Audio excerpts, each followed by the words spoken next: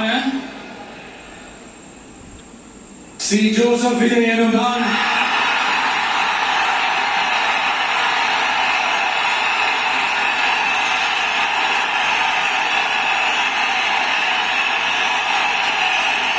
சட்டப்படி அமைக்கப்பெற்ற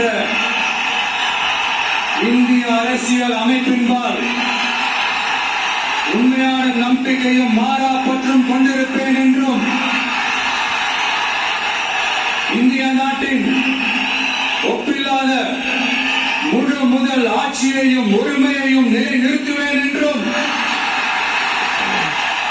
தமிழ்நாட்டு அரசின் முதலமைச்சராக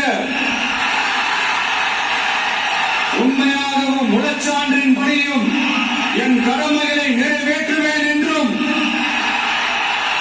அரசியல் அமைப்பிற்கும் சட்டத்திற்கும் இணங்க